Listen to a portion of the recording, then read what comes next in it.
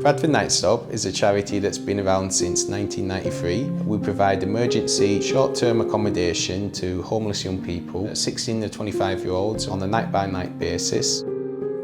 What we do is we take them in, give them shelter, give them warm meals, clothes, toiletries, anything else they might need. And then during the morning, we'll send them to Salvation Army or housing options, and they will try to find them something more long-term, whether it's like assisted accommodation or try and find them like a family member or friend that they can go stay with. And if they can't find anything during the day, then they'll be referred back to us and we'll look after them for another night. And we'll keep looking after them for as long as they need us until they find something more long-term.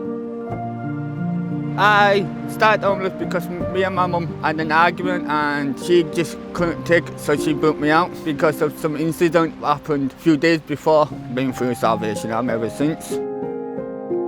Got kicked out from home. I spent all my money, like 4 weeks I was in a hotel, so I spent all my money. And then Safeguarding from Bradford College, they got me to a Nightstop for a couple of nights and they helped me a lot, to be honest. I've been homeless before. I know what they've gone through, I know a little bit of the feelings, how cold it gets, the emotional trauma it causes. Been in the hostels myself and how hard it is to get a property nowadays. That's why I ended up volunteering. I thought I'd give a little bit back to my community and to people of Bradford.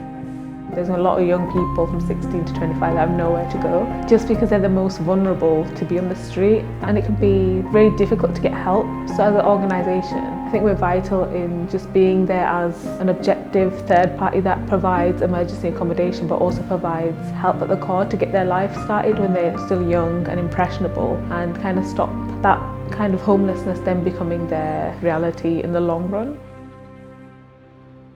We've got 4 rooms. We've got 2 at the moment for young people and 2 for volunteers.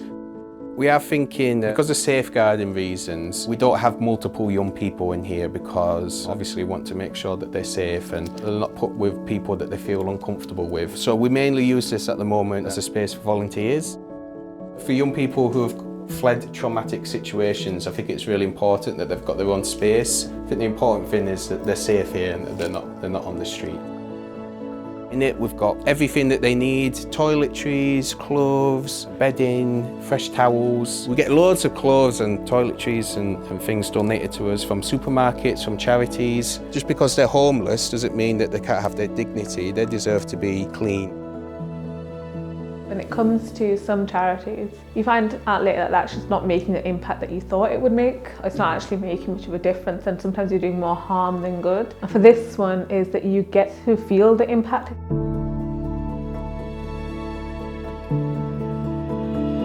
It might be a small impact that someone's opened up to you, you're talking, or you might find out this young person is back with their family, or they've got a place to live, or they've got a job, and it just makes you feel really happy because you know that person, or you can make a difference knowing that you know the charity that you're working with has housed this many people. Just the other day, a lad who I'd helped, he's telling me that he's got married, he's got an house, got a job. I was surprised that he'd come up to me and thank me for helping him and spending my time out just volunteering for it. Stuff like that made me do it even more. That thanks meant a little bit more than any other thank.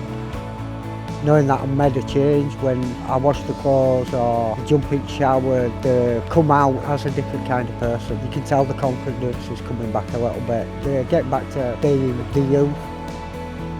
Personally, it feels like you find yourself a community because the volunteers at Bradford Nightstop are just very lovely and very welcoming and warm. It feels like a family, and I think that's because there are host volunteers, like a lot of them, so they do bring in young people into their homes. So this is a kitchen, so this is like a shared space. This is where most of the young people like to hang out with the volunteers. We'll play games with them, we'll make them a hot meal. We've got microwave, toaster, we've got loads of food. We always want to make sure that it's stuff that young people like to eat. Lots of pot noodles and crisps and snacks and chocolates and things like that. I miss all like the warmth, especially my mum cooking. Like with me, I have to do what I need to do in life, survive. I like volunteering just to feel some kind of purpose and get in touch with my community. For people to help them, I suppose they can volunteer. If they can't volunteer, they could donate. I said they should make more over the age of 25 night stops.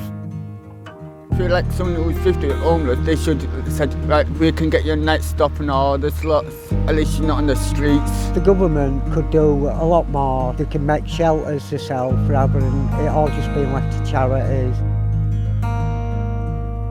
We've been through the pandemic, we've been through the cost of living crisis, the recession, the banking collapse. We've had a lot of ups and downs, but during that time we've helped literally thousands of young people. A lot of them have gone on to live quite fulfilling lives, they've gone back into work, education. Some of them have even become volunteers.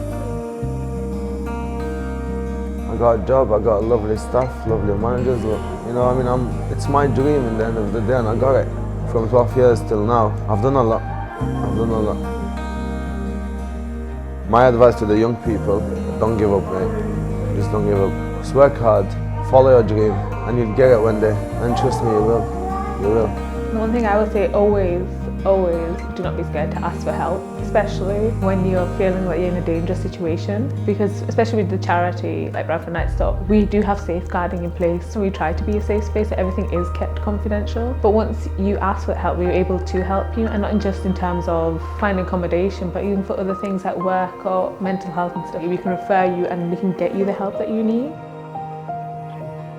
Every day at least try and do one thing what maybe can help others. Just try and carry on and stay positive rather than feeling depressed and letting it all get to you. Don't let it get to you, because there is a way out at the end.